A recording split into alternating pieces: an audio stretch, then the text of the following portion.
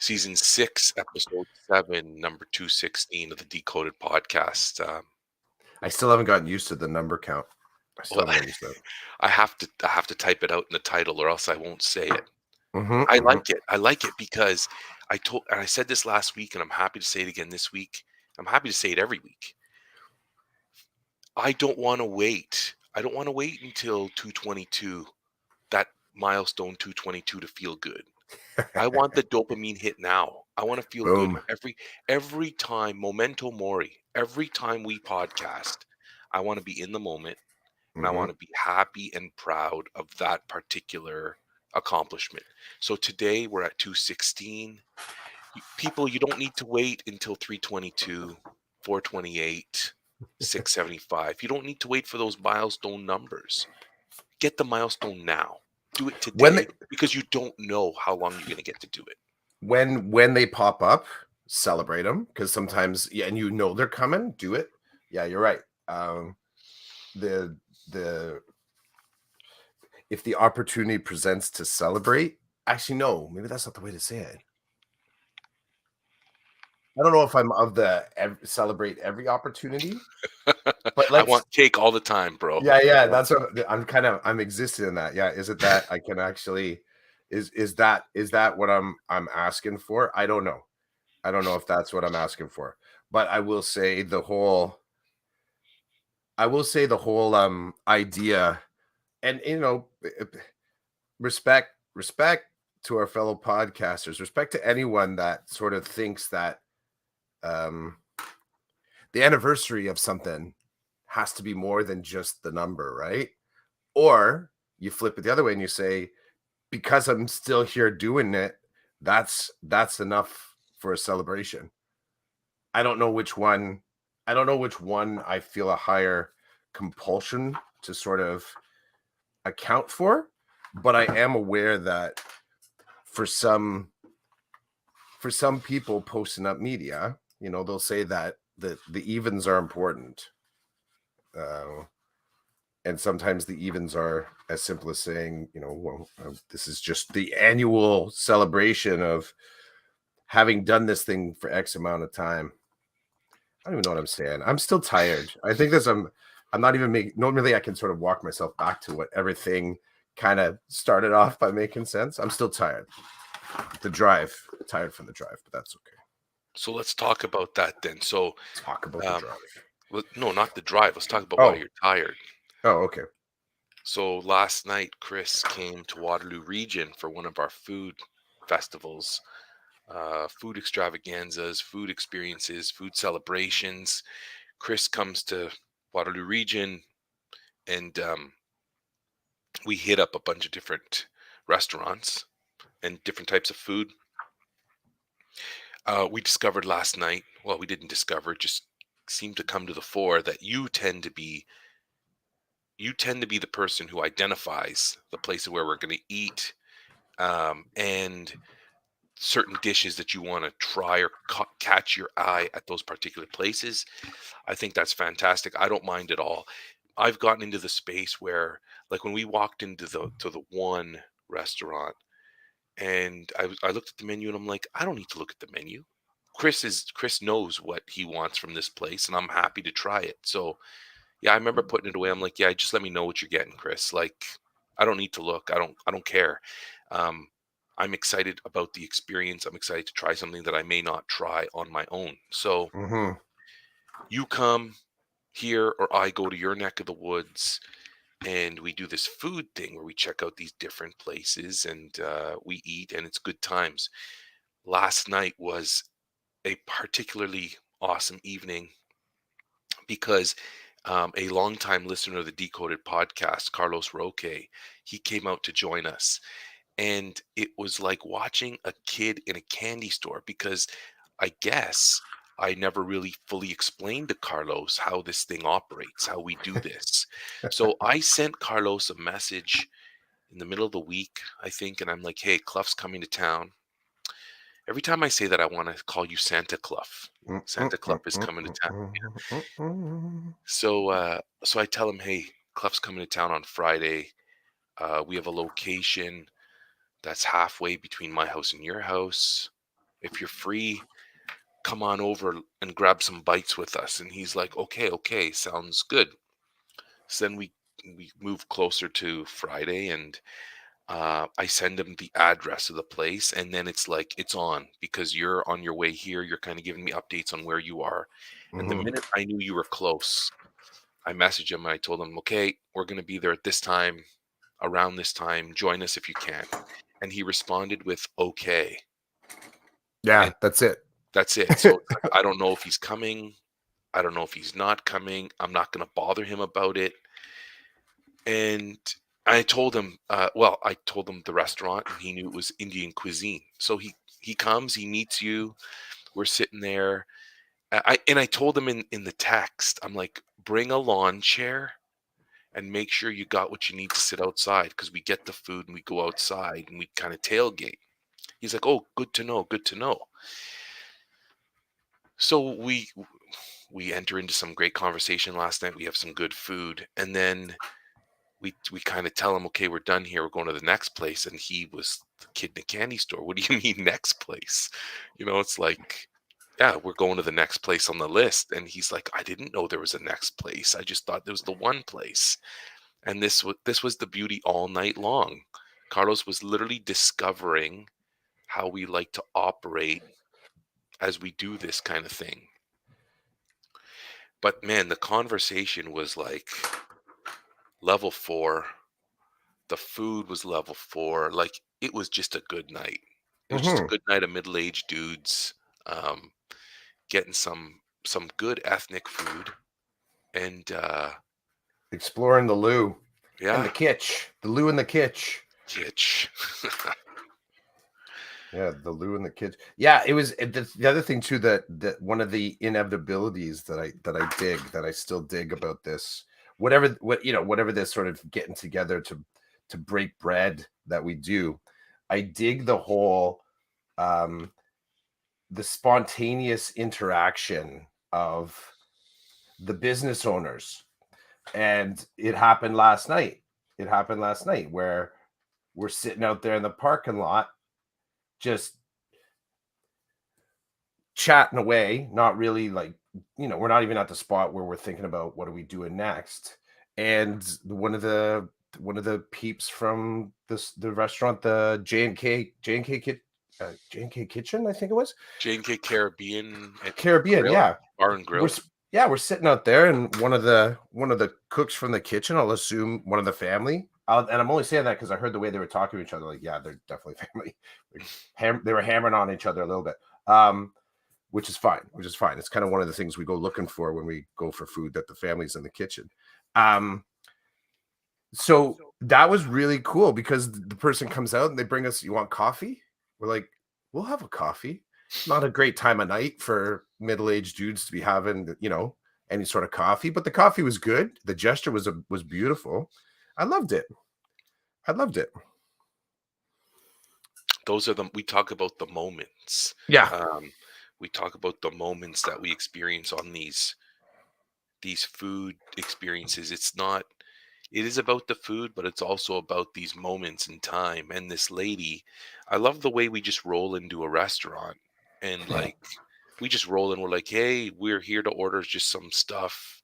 We're gonna be eating at a lot of places, so we don't want too much. And then they give you the look, like they look at you like, what is going on here? Yeah. And it's like it's not a biggie. We're just gonna get some food and eat outside. And I think um Because it once doesn't make sense. It doesn't it it doesn't make doesn't sense. really make sense what we're doing. Like you don't this is something we've entirely constructed as a thing. We've entirely constructed this as a thing. So, um, but I love that we just kind of roll with it. Like we're like, yeah, this is a thing. This is how we do it. We go for food. We eat like at several different places, and that's how we do it. Oh, and the sitting out in the the sitting out in the parking lot is always I think that gives people pause. At our A little, first location, there was a hotel right beside the restaurant, and there was a Harvey's. So lots of people were getting the fast food, and I saw lots of people walking between the Harveys. and the hotel. And there was this older couple. I don't know if you noticed, but when they were walking, they kind of gave me the nod, had a big Did they smile on their start face. laughing? Yeah, I heard somebody go by and they're like, "Oh my god, tailgating." yeah, they were And, like all over it. and we don't officially call it that. Like No, we we don't don't. officially, but I guess that's the closest comparison that you could make. That it does look like a bunch of dudes just kind of like tailgating. But I mean, we're self-sufficient, right? We got the cutlery, we got the plates, we got everything we need, the garbage bags. Like it's all good. Um, I like to think we leave the place cleaner than we found it. We do. We do the work. We do the work, as they say. Like so, I don't know if I told you this. So you and Carlos are talking, and I told you guys I'm gonna toss the garbage and I'm gonna use the bathroom in the restaurant. Yep. So, as you know, I went exploring for a garbage can, couldn't find one. I'm like, this is ridiculous. This is why people litter because they can't find a place to put their garbage. So I'm like, okay, I give up. There's nowhere for me to put the garbage. So as I'm going to the restaurant, I take the garbage bag and I literally put it down like at the like at the corner of the building. I just lay it there and I go in to use the bathroom. And I could see I got some dirty looks from just people when they saw me put this bag down and walk away from it. I go in the restaurant. The lady looks at me kind of like, "Oh, you're back." And I'm like, "The food was delicious. I'm just going to use the bathroom." She's like, "Okay." I come back out and I pick up the bag of garbage and walk it back to the car. And the same people that saw me put it down are now like, they don't know what to make of it.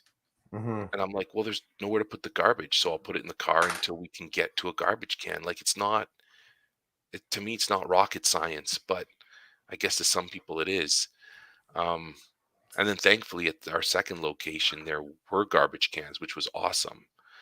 I just loved the way things played out last night, especially in the at the Caribbean restaurant. Just the three of us, like literally standing in front of, like owning the place, and looking up at the menu and just talking things that most people would say in their head. We're just saying out loud. Hmm. But the lady, it was awesome because she got the vibe. Like we're genuine. You guys are asking questions about the food. We're asking questions about the drink. Like I love it because they see it is a to me it's like a true it's a true like customer restaurant owner exchange of Yeah, like, you're hey, we're right. here to try this food. Tell us about your food. And then we'll tell you about our experience with the food. It's not just here's Yeah, my like money, give me my food, I'm leaving, you know? absolutely. You're right. It raises the I mean, if you're going to here's it right. Like if we're gonna travel to each other, well, okay, first off, all the layers just of all the layers of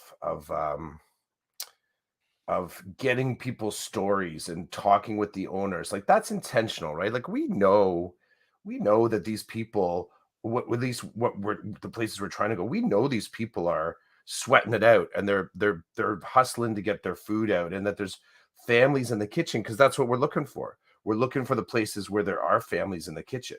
So if a family dares to be there and kind of invite you into their house, I think definitely one of the most respectful things you can do is talk to them about their house, right? It's no different than walking down the street and you notice someone's gardening and you see them, like you like their yard and you're like, yo, like that's really, really quite beautiful. But and I think that one of the assumptions that sometimes happens in hospitality is least hospitality as like an hospitality can be overly simplified into just the exchange of food and not the story that's behind the food. And franchises have done a really great job of just not designing a single damn thing that engages the brain. You were talking about your bunny last night and how the bunny, here's a random connection, but you're talking about animals in the process of pursuing food. It's in their DNA. Like humans, the way that we learn and the way that we maintain balance is similar as to the rest of the animal world, but it's also very subjective. And I agree, like animals, they need to be stimulated in a way that might be the same for us. Like it is like you provide a toy, what a toy or so a puzzle for your animal to use their animalness in order to pursue food. So it's not like you're not putting them out in the backyard to sort of have them forage, which is what would be the most natural version of them looking for food, right? To let them forage and find it. But the learning that goes along with that is really important. They're creating the story of the food as they do it. I think that humans are very similar. That if there's no puzzle or story threaded through how we eat, and you can do that with the family. It's the reason why we sort of that we have this sort of stereotype or this trope about family dinner. It's because the learning happens there. It's the sharing of the day. It's the you have to give up time to somebody else to let them tell their story, to respond to your story, to sort of bring the stuff that you don't get to well, you can assume, but if you don't assume and just let them share, then you get the authenticity. There's so much stuff that happens in that opportunity. And I had that when I was a kid. It was, we ate dinner at 6:30. Now the regimen of eating dinner, we didn't always have profound lengthy conversations, but it's setting the context. And you and I touched on this. We set the commitment to be there at the table at that time. And anything that happened after that was gravy. If we had a good conversation, yeah. If we sort of shared our day, yeah. If we made plans, awesome. If there was some emotions, great. But it was the commitment, the agreed upon commitment as the starting point. I love that one of our commitments is to pursue the stories behind the food, because we could do one or we could do 10. And I will be driving home thinking about our interactions with the different I would be thinking about our conversation, but I'm also just gifting myself that moment of reflection, thinking about the puzzle that was presented to me and meeting these people in your neck of the woods. And I think that's so critical in this. What has made what has what it's so critical in like that's what has made this process of going for food so addictive, is that yes, we're interacting with each other, but that's the easy part. That's the part that happens because we've agreed to be at the table together. It's then who else are we seeking to talk to while we eat? In this case, last night it was Carlos. In the past, it's Andrew Campbell. There's been other people, Jamie Irvine, these other people that have jumped in and had food with us. And it just reminds me of the cool stuff that can happen. One, first, when you commit to friendships and do things to sort of build friendships, but also you do that right, and other cool stuff happens too. Because I drive home and I think about the woman that brought us to the Nest Cafe. Um, I think about just the few laughs that we also had with the server at just the simple sort of just nice laughs we had with the server at the Kim's Kitchen. Um, the that moment just of the person when we were at the what was it? Page? No, I'm forgetting the first one. What was the name of the first place we went to? I Uh, think it's called Paj? Paj Tara. Yeah, the Indian restaurant, and we just randomly choosing the chicken dish, and the person looking directly in the eye and say, "It is spicy." I'm like, "I'm good, but thank you for protecting me." Like, I just love that those moments of interaction, and also that was where I was surprised by Carlos. I was like, "What the hell? Where did he come from? Like, how did that?" I go to the bathroom, I come back, he's there. That was awesome. I Holistically, an excellent evening. I agree with everything you said. An added layer for me, which is not really something I do often, is this business of looking at a menu, like at the Indian restaurant. We looked at the menu, and you're like, "Hey, what do you think?" And I'm like, "Well, I've eaten something that's been called this." Like I was looking at the menu, and I'm like, "Okay, all these are familiar, so I don't want any of those. I want Mhm. something that I've never heard of before." And that's when we landed on that one chicken dish, which was epically delicious. Um, I would I don't normally roll that way, but when you come to town or when I go to your place and we're doing this, it's like, yeah, bring it on. Like, what are we trying today that we've never tried before? Yeah. Um, and again, there they're supposed to be small bites. I think we broke the mold at Kim's Kitchen. I think because we decided to sit inside, it kind of it changed things. Because I think, dude, if we had just gotten one of those dishes, um, it would have been it would have enough been to enough. feed Yeah. 3 people, and we wouldn't even have finished it. So but we needed to land at Kim's Kitchen. Word up to Kim's Kitchen. Last place we went to, we had. I enjoyed all the dishes that we ordered. Um, but the conversation that took place there was like next level conversation. Uh, and then for me, there was this appreciation of that place has been there forever, and I've never seen it before. And I was like, Jesus, Roland, like you need to wake up and look around a little bit more. Um, get a feel for what's around you. Like, well, even Uptown Waterloo, it was like we're looking around, there's lights everywhere, there's all kinds of action going on. It's like I never take the time to just look and really understand what's around me. But when you do, you see all these amazing things and all these culinary options if you're interested in trying something different or new. Yeah. Uh, I really dig all the little spaces that your town has. I'm always mind blown at the variety and the intensity, like just how packed it is. And I know some of that is because it's a university town. I get that, right? A double university town. I get that. But it's still a really cool energy to be around that, people are going out, hanging, chatting. It's dark, bright lights. Like it's a really cool vibe. when I go to your town, I feel the same. I'm like, there are these restaurants everywhere. There's all these like nooks and crannies. And the last time I was in Newmarket and you were driving me around and I was seeing some of the familiar places I've seen before, I'm like, hey, there's Bumbawitch. And isn't that, Hmm. don't we turn over here to go there? And you're like, yeah, yeah, whatever, Roland. Like, it's just, there's an excitement of seeing these places that we've been to or even seeing places you've talked about and getting a feel. It's cool, but I'm telling you that happened to me last night in my own hometown. Mm, Like the Champa's Kitchen, is that what's called? hmm. Champa's Kitchen? Yeah, Champus Kitchen. Champa's Kitchen, Asian cuisine in Uptown Waterloo. Oh, We the one that didn't make the list. It made the list but wa- couldn't make the list. so we walk into this place and all the signs that it's a great place are there. It's Hmm. packed. Hmm. The guy tells us if you're gonna order takeout, it's gonna be like 45 minutes to an hour.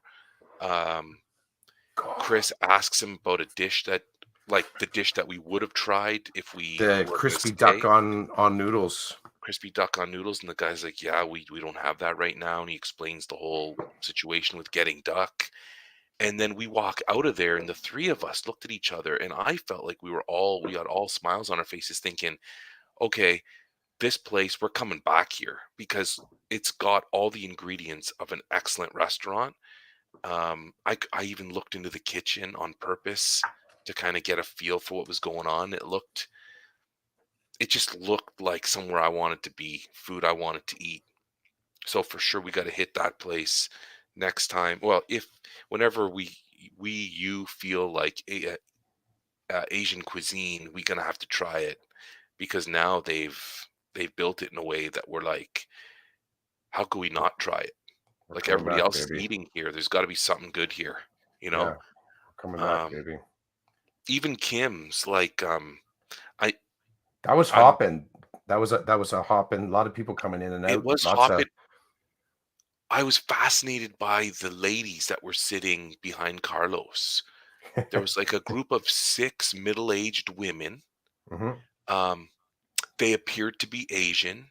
They Hmm. appeared to be speaking Asian. If They for were speaking Korean. They were speaking Korean. Sorry, you Yep. know the difference between like I what's going on. recognize yeah, I think I have no grounding. I have no grounding, but they were they were speaking Korean. Yep. Okay, fair enough. So, um, six, seven, eight middle-aged um, Asian appearing ladies who Chris recognizes that they were speaking Korean. Yeah. The vibe I was getting from them, it was like buddies out for dinner Yeah. and just totally chill. And they had a ton of food on their table, and they were there before we got there, and they literally left 5 minutes before we did, and we were there for a while. Yep. And like you said, people constantly coming in, like skip drivers coming in constantly, It's people amazing how walking in off used to the street. we're used to that sound now, eh? Are you used to that it's a new notification sound. And it's not a notification that I've ever heard, but that whole doo doo doo doo doo doo doo doo, and you know they have a tablet just behind the counter that either Skip is there or Uber Eats or Dine Dash. No, what is the one? There's one more that's I there's one more, but it's just yeah. I hear it. I'm like, yep, that's the new thing that you're gonna have now. People hustling in and out for their their their delivered food. So I love it. I love it. It was a great experience.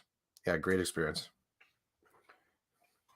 What anything exciting or not exciting happened to you this week that you feel you need to reflect on today?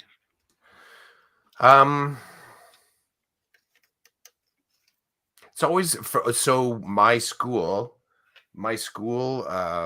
because it's an early start school, I have next week off. So it's like it's a March break, but it's in, October, November. And it just got me thinking about, well, one, because I've had the version where there's only March break, and now I've had for couple of years now, the version where I get a break at the end of October. I was thinking a lot about the managing that energy as you approach time off. And you and I have landed about on this before on the pod, where it's the entitlement of where I watch for when does the entitlement conversation start happening. Let me shape that. Sometimes the entitlement can be um really, really low level. I've booked a vacation. So that's one sort of version of it. Another one can be um I've been working so hard this semester. I'm looking forward to having a little bit of a break. Another version can be I just need to make it to Friday. Like just have to make it to the door. Now we had a PA day yesterday, so it's like we had a short week. We had two short weeks back to back. The Thanksgiving week, and then we have this week we had a PA day. Um and it's fascinating to see, like, that's all the statements that happen around it, but watching people deal with that energy, like, because there's some people that don't deal well with it at all. Like they're having bad behavior, they're taking shortcuts. You can see they're in a bad mood. Like they have there's a lot of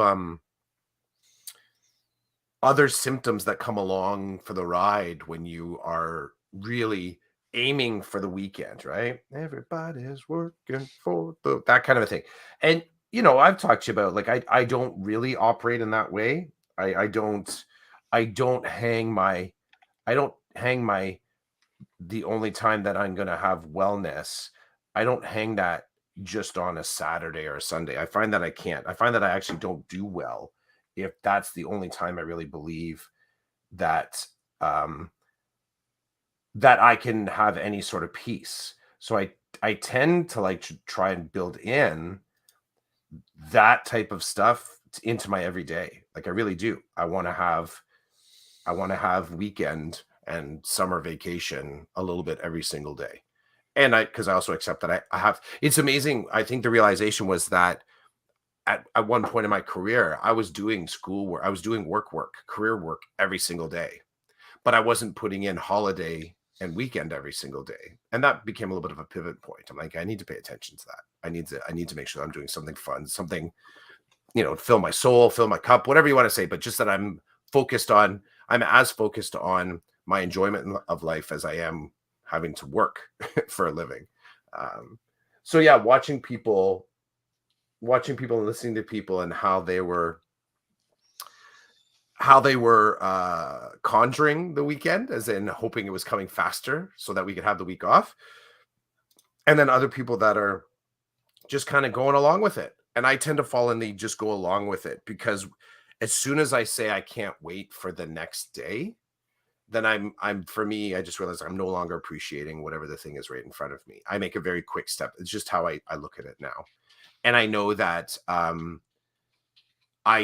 the looking forward or anticipating a holiday can be very problematic because when you're in the process of always looking forward to a thing, then it's very quickly over. And then what? Then your default is to not like, I think for me to find ways to look forward to my work in the exact same shape that I look forward to having time off also comes with sometimes I don't look forward to having time off in the same way I don't look forward to having work. But I recognize that's a good cycle for me because it breaks patterns. It breaks patterns, and breaking those patterns are good for me. So that's all. That's what I was just saying, just noticing how people are dealing with the upcoming weekend. And often, not often,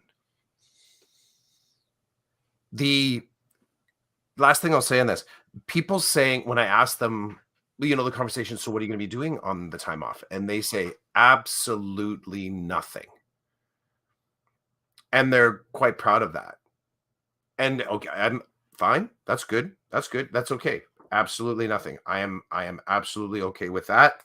I am the last person.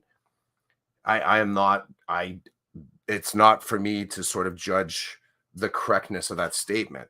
But there is something that's slightly surprising to it.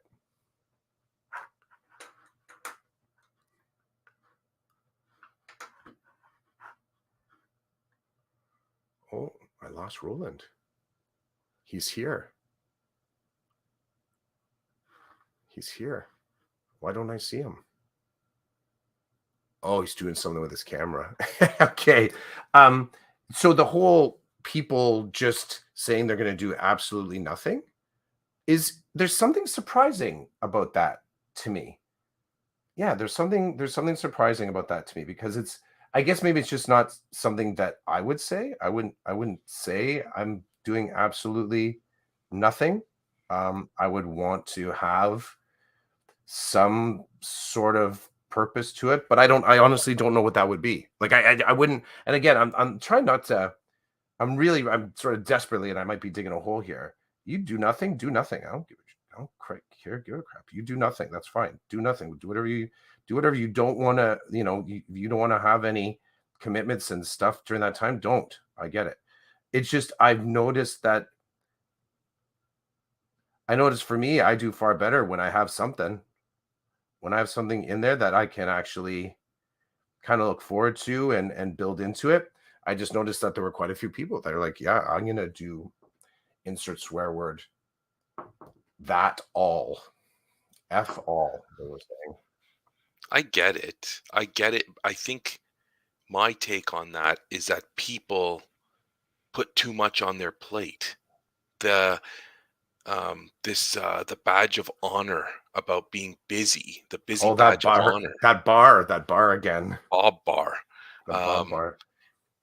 I think people do that to themselves, and then the the opposite has to happen for them to feel good. Like, I'm so busy all the time, I'm just literally doing nothing. I hear what you're saying. I think it's great when people want to do that. I think your mind. I'm. I feel like the mindset that works for me is I need to zero in on something that might be nothing in order to recharge, Yep. right? Um, that's the way I see it, and I'm with you. I don't want to wait till the weekend to feel better or to recharge or to deal with something. I don't. I think putting it off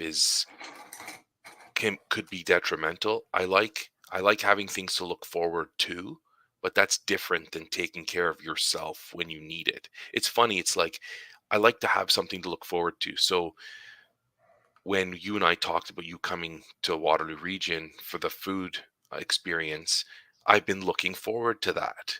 But I've not hung my hat on that thinking it's going to be the be all and end all for me to feel better whether if I'm not feeling better. You get what I'm saying? It's like, Yeah, yeah. no, in the 2 weeks that it takes for yesterday to come so that we could hang out, maybe there's 3 or 4 times that I need to step back from whatever I'm doing and take time to intentionally serve myself in terms of like remembering to breathe properly and, reflect, meditate, whatever you want to call it, to recharge myself.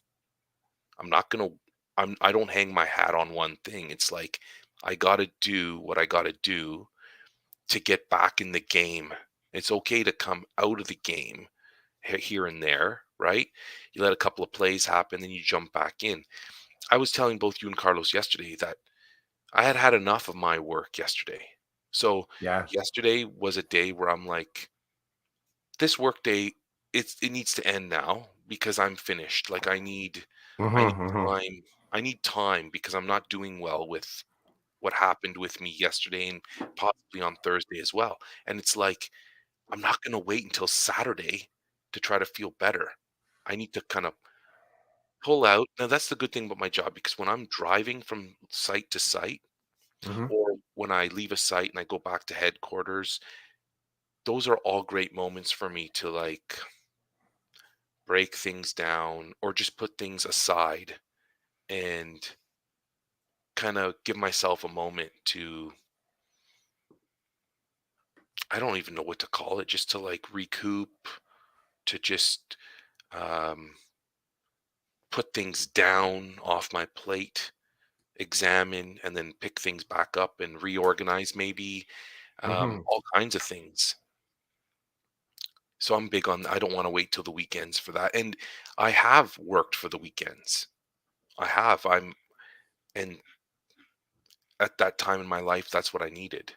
But even now, it feels like 5 days on and 2 days off isn't cutting it for a lot of people anymore. Like I'm hearing this. I actually saw a tweet the other day that said that like 2 days of recovery isn't enough. There's too much going on. There's so much stress.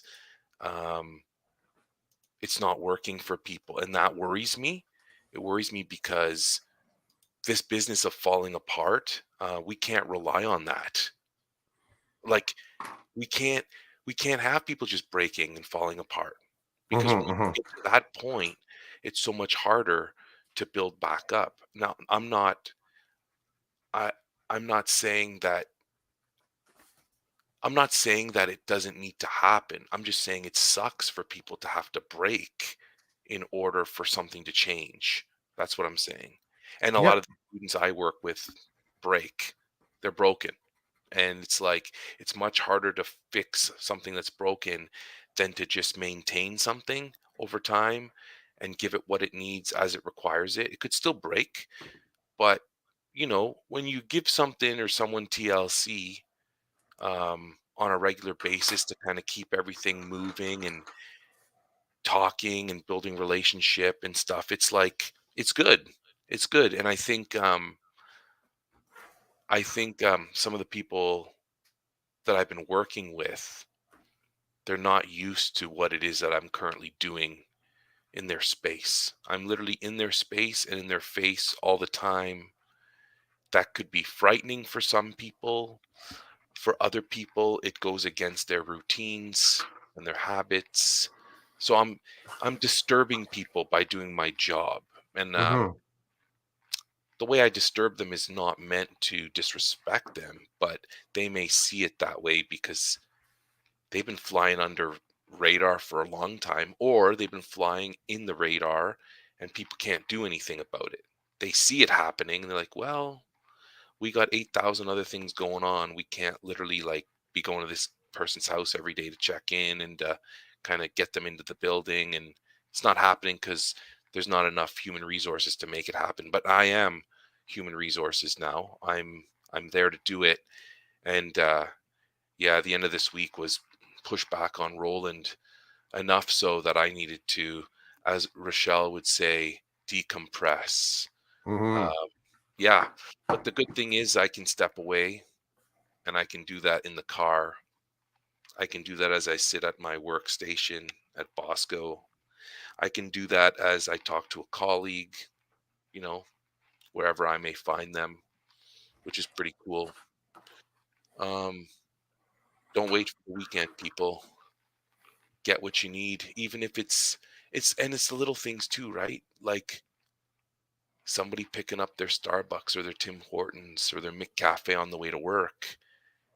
That might be the spark that someone needs that morning or at lunch or whatever to feel a little bit better about going back into work and dealing with whatever's going to be there for them, right? Hmm. Um, I know with one student I work with, we always start our interaction by going outside and getting air. So I walk in, I'm like, "Hey, good morning, how are you?" or "Good afternoon." And "Hey, do you want to get outside, breathe in some of that fresh air, walk around the school a couple of times?" And kid always says yes. The kid loves to be outside. It's like, okay, well, let's get outside. Let's start it off. Let's start it off by literally breathing in the air because I don't know what you're doing in here. And I just rushed from one place to another. So it would be great for me to decompress as we begin our time together. Hmm. And you know, it's it's a good one. This is what the kid wants to do now. And then I do my thing. I either press, pull back, suggest. The other day, this student was not happy. And guess what? We did 2 laps of the school and we didn't talk. Yeah. I started with some questions. He didn't respond. So I'm like, fair enough. You don't want to talk. I don't need to talk. It was very interesting. I think I freaked him out because he's like, why is this guy not? I'm like, it's a basic human thing. You don't want to talk for whatever happened. I'm not going to get in your face. So we did our 2 laps. We went inside. We tried to work. It didn't work. Um, and then recess came. Student goes outside. Teacher says to me, "How did it go?" I said, "Oh, it was not good." Teacher's like, "What do you mean?" I'm like, "He didn't talk to me." And she's like, "Did he tell you about his test? Like all these wicked, awesome things?" I'm like, "Nope, didn't tell me a thing." And the teacher's just looking at me, not sure what to say. And I'm like, "There's nothing to say.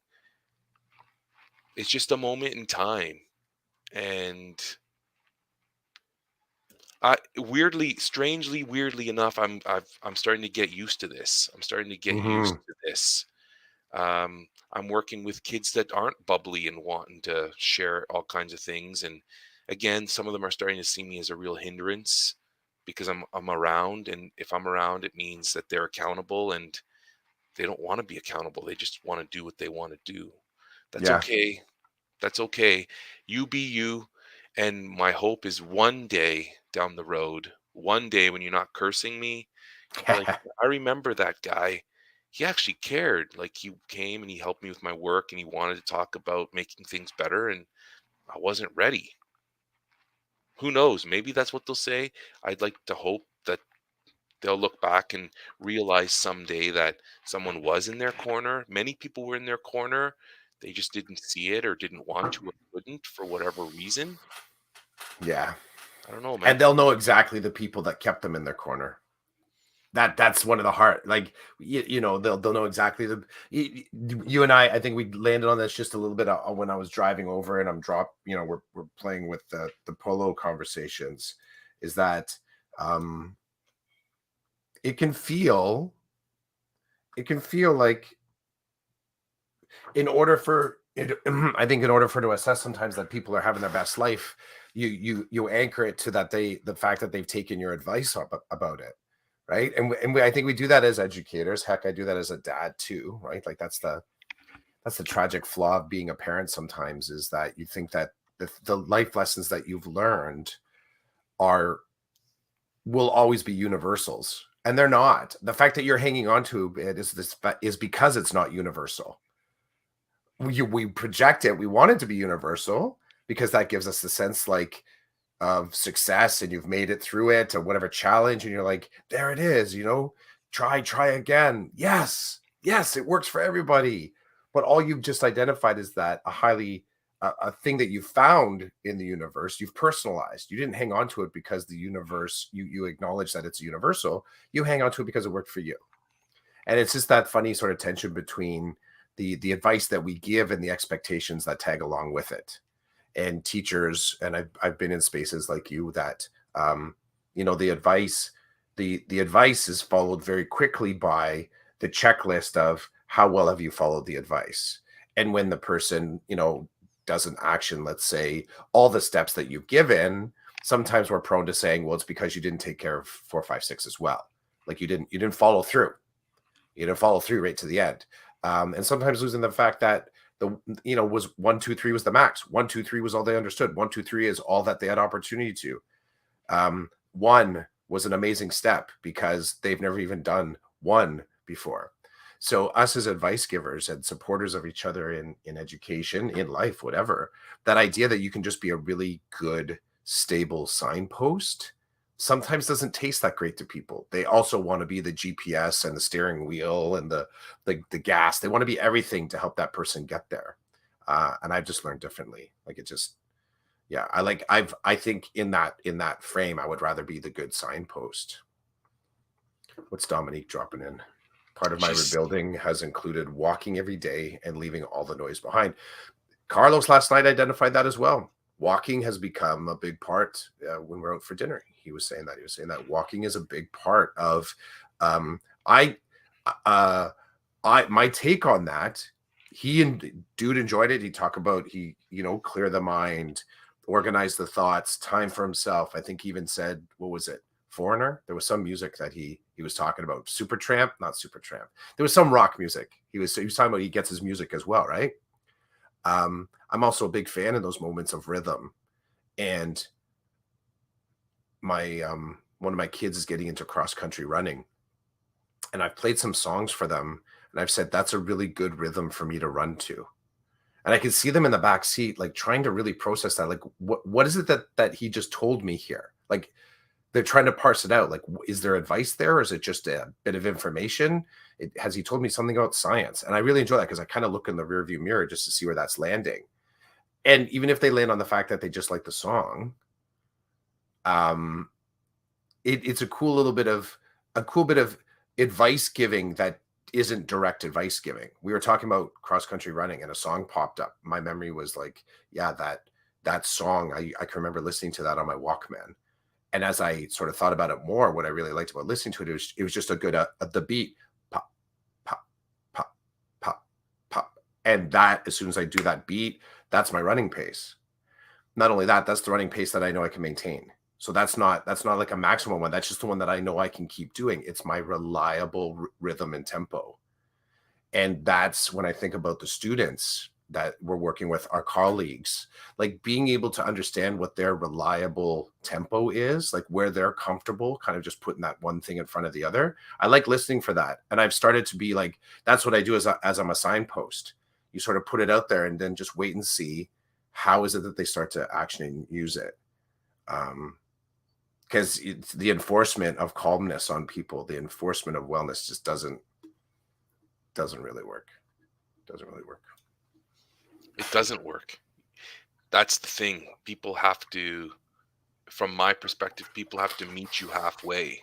This business of constantly forcing people to comply, and no matter how you do it, it might be nice, it might not be nice. It's like it's difficult. Um, and I've said to my students, you need to comply with this. Like there's no question. I need compliance. You and I have found that I've been able to do that, and I've been able to get compliance because of the give and take. I've been able to give them so much and not force a take that when I do, I lean on the give. I'm like, hey, come on. Like, we've done all these things. I've left you alone. I've let you operate in your way for so long. Now I need this. This is not negotiable. Can we do it in an easy way, or does it have to be difficult? But it's going to happen.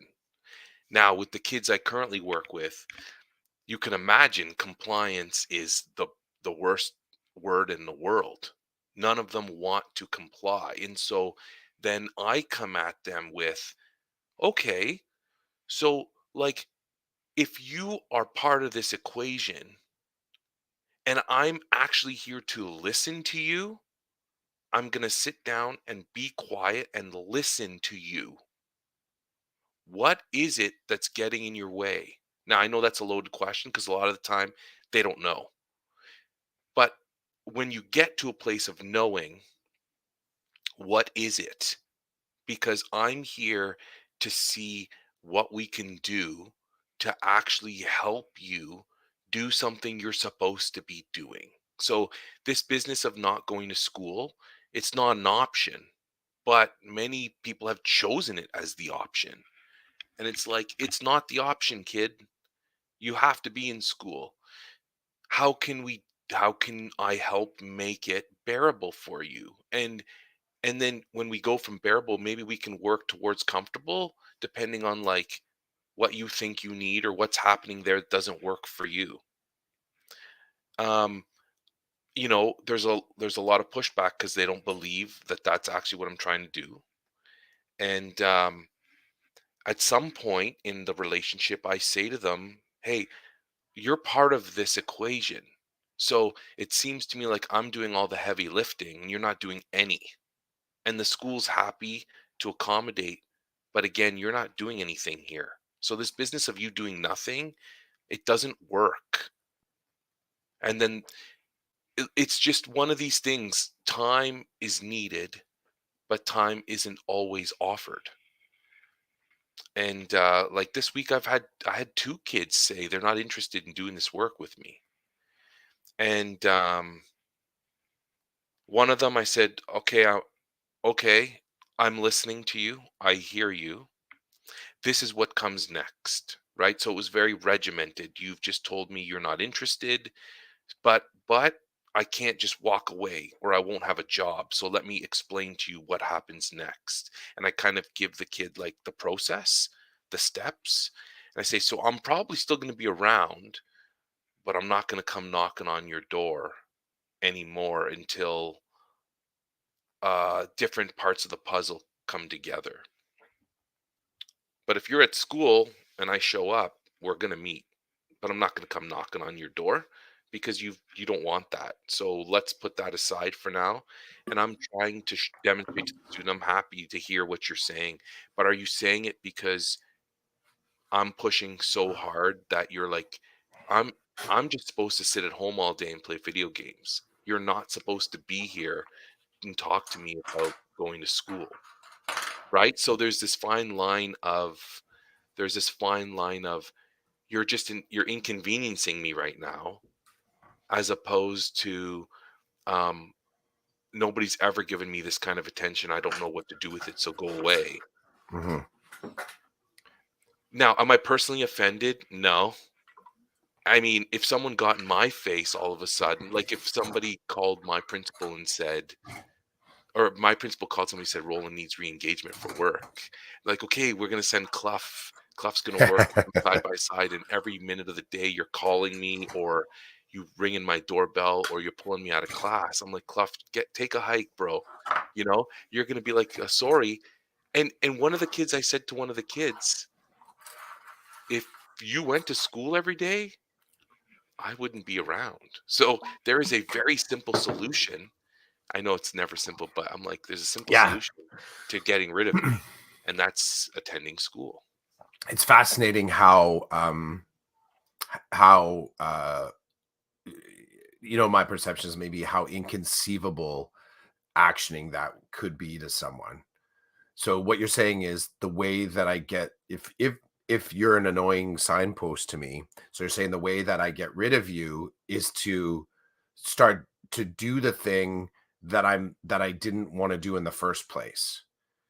I often wonder how that I love the creativity that sometimes squirts out of that, where they actually don't still don't do the thing that you're asking them to do, and then you become.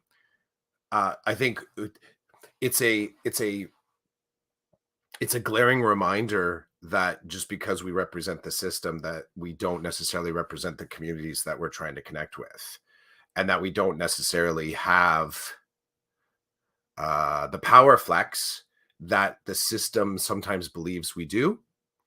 And I've seen that from the position of data collection. So when, re-engagement or student success or alternative education conversations spend too much time talking about credit acquisition and look at credit acquisition through a lens of, well, how many hours, like they start to say, okay, so you've spent 20 hours with this kid and they've done one assignment.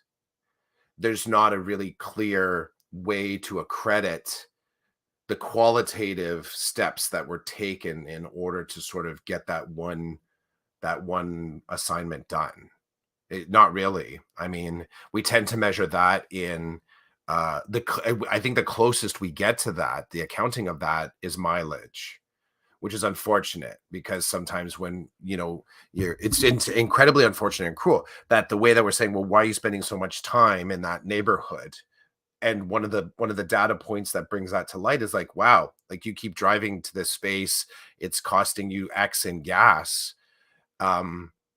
Is it necessary?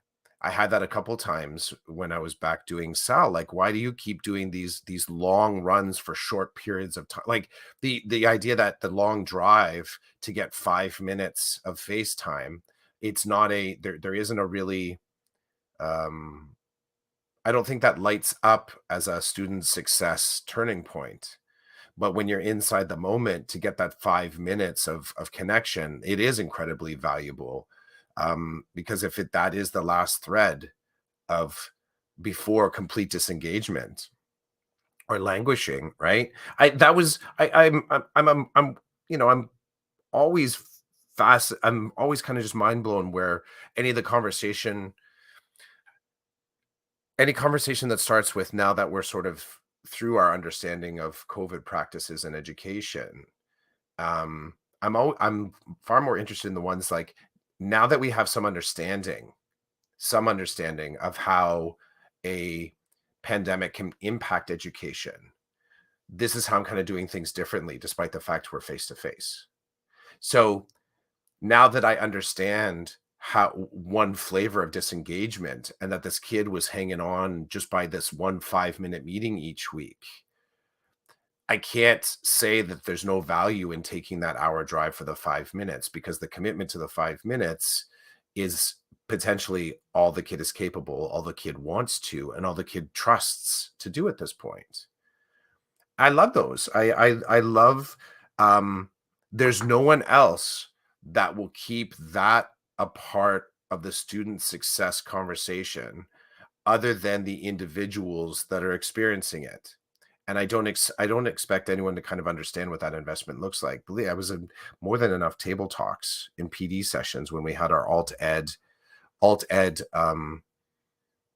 department, when I was doing it right out of the like a school, where I'm sitting there thinking to myself, I'm being asked to understand.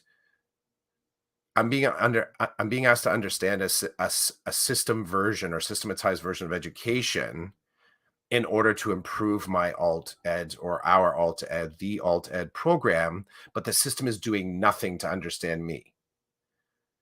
And there were many times I'm sitting at the table. Okay, they say, okay, we're doing like jigsaw, go sit at a table, and then you show math department, English departments, two people from art, somebody from guidance, and you're saying that, let's talk about literacy. And I'm sitting there and I'm like, okay, well, I get the activity that they're asking us to do, but the actual activity doesn't even see my portfolio at all. It doesn't, and it's not that I'm not doing these conversations when I get to spaces, leadership tables, whatever, saying here's what it means. The 30-minute drive for a 5-minute FaceTime. I'm advertising this out to everybody. This is education. This is Aunt Ed. And then I get in the tables. I'm like, okay, everything we're about to do, it'll be good learning for me. But I don't get the sense that the system actually recognizes the reality of being in this program in here. It doesn't see my kids. It doesn't see me. It doesn't see the staff. It doesn't see the colleagues. It doesn't see any of the signs that we've been putting in, like, slow down, kill children here, play space, or, all these other stop sign, yield, all these other things we're saying we need to slow down education. I think this kind of was a wandering rant. Here's where I'll anchor it to. I've spent time in spaces like you where the for education expects us to step up and follow its rhythm and tempo. I enjoy and I'm always entirely frustrated where I can catch Aunt Ed off guard and get it to kind of slow for a second. And sometimes other people that are moving at quick speeds and say, wait, we don't get to go past this point right now because I physically can't sustain the 50-kilometer drive for a 5-minute meeting. So I need some people to kind of help me put something into that mix that will move that drive shorter, whatever it is, and get the investment on the kid deeper. Because at some point I'm going to transition out of this portfolio and you're still going to have a kid that's only willing to spend 5 minutes a week in school. And that's a reality that we all sort of, whatever portfolio we're in, whatever class we're in, there is nothing permanent. You don't get to say you're just going to stay in your role forever. It's not how our job actually works, despite the fact we're surprised when we're moved or something changes, but we're not surprised when we actually stay in our role year after year. I'm always kind of surprised that I'm still in my same role. There's an element of that. What did I even say, Chids? What did I even say in that? I don't know. You took us for a ride It in was a your ride. EDU mobile. And right in the middle of it, you know what I was thinking? What? I was thinking I wish I had taken some of that chicken Oh, and kimchi salad from Kim's Kitchen last night. I was like, damn, we gave it all to Carlos, which is good. He got to take, but that salad that was on top of that chicken was the bomb. I don't even know what the vegetable was. I don't know if it was leek or I meant to ask. some kind of onion, Yeah, I because think it was an onion. yeah. Um, I don't know what you were thinking when you were like, "Yeah, I'm not taking any of this home." I'm like, "Okay." Yeah, Well, it was Carlos's the long house, drive too. That's what I I was get it. thinking. Yeah, yeah, yeah. Carlos's house probably smells great right now. I'm If people sure. are reheating, I mean, he took home some Caribbean food, Hmm. Asian Oh yeah, food. did he Like, take? He took the patty. well, Did he he take bought the? patties That for he his bought patties. family. Yeah, Yeah, and I'm like, good dad. That's a good dad. I can't wait to drive past that plaza again. You know, if it's lunchtime and I have some flex time, I think I might pick up a couple of things in there from in there. Um, Birthday cake, a slice of birthday cake will be good too, right? I gotta look into that. That was a really like I didn't know how to process that. All this other, plantain. There was ackee saltfish. There was snapper. I think they might have been big potato balls. I didn't ask what the big ball thing was. Maybe I don't know what that was. And then like this massive birthday cake, and then Hmm. slices of birthday cake. So they're obviously you can go and buy a slice of birthday cake. Well, they're And catering to the students for sure that are in the oh, is high that what it school side. is? Well, Yeah, yeah. I mean, the cut up cake. Think of you're 15, you walk into this place, you see the fish, and you're like, I'm not buying a full fish. So you're like, oh, they've got like cut up brownies or slices of cake that are wrapped up for me to just buy and eat. I could yeah. see 15, 16-year-olds just saying, I want two slices of cake. All right. The restaurant's smart because kids might not want Caribbean food, but they're gonna Hmm. eat the cake. Like, that's just my best guess, because look I'll at go me, I there. went right for the cake, Yeah, right? I was you're like, like, "There's I'm cake staring here?" at it. I'm staring at it, like questioning it. And I look Yeah, over at you're you and you're like, I can't the ch stop looking at that cake. the chef in you is like, "Snapper this and snapper Yeah, yeah. that," and the kid in me is like, "Cake. I I want want cake. cake," you know? It does make Um, you want to look into though, is that there are some um I guess there are idiosyncrasies in some cuisines.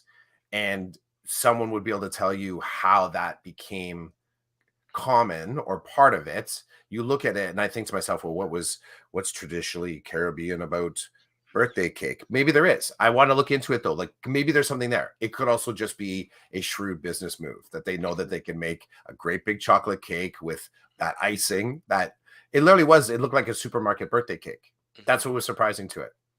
But maybe there's something traditional or culturally relevant about it. I don't know. I gotta look into it. Cool, let me know. If there is, awesome. If there You're isn't, still going, doesn't matter. You're still going back for the cake. well, if there isn't, I think it's brilliant It because is. that's the closest food plaza to that high school. Mhm. Kids are going everywhere at lunch. So why not have things in your restaurant that they'll actually buy? See your customers. See your customers, right? I mean, be Caribbean, do your thing. That's your thing for the people who want that. But why would you throw away potential money from all these high school kids who don't want Caribbean? They want a slice of pizza or whatever. Provide them with options. I saw Mhm. also a student menu right by the cash, and there Mhm. was like a patty was $2. Like they had, it was simple. All the numbers were rounded, so kids could be tossing loonies in there, toonies, sorry, and being like, "I want 3 patties. Yeah. Here's my $6." Like, just make it easy for them, provide them with options, and next thing you know, lunch time's over, and you made a killing that you wouldn't maybe normally make selling cake. So I don't know. It's my best guess, but the people in there were friendly and the Yes. food was good. Um, but when I was in high school, bro, I don't think I'm grabbing Caribbean food at lunch just because. But I will pay for a piece of chocolate cake. It's true. That's all I'm saying. Um, what did you draw for us today, Chris? Ah, the three bearded men. I love it. I love it. It's a The rock. boy I band. still the It's the boy band. EDU boy band. We're gonna have to find a name. I want a name. Old man boy band. I don't like that name. No? No. OMBD. Old man boy band. OMBD. I thought Yeah. Old man boy OMBB. band. Boy band. Yeah, OMBB. Yeah, that's right. Sorry. OMB squared. I don't know. Oh, Either way, on we go onto the weekend, bro. yeah. Hey, thanks for. I know we did this at a different time today, but you got home late and Thanks for you needed accommodating sleep. me. Yeah, no problem. Glad we could make it happen. Um, this was season 6, episode 7, number 216 of the Decoded Episode 8. Podcast. Episode Episode 8. 8. Uh-oh. Yeah.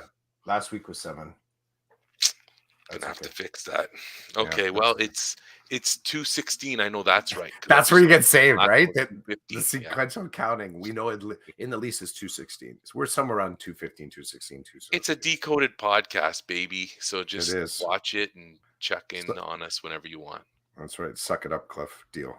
That's it. Santa Claus is coming to town. Dun, dun, dun, dun, dun, dun. Ciao, man.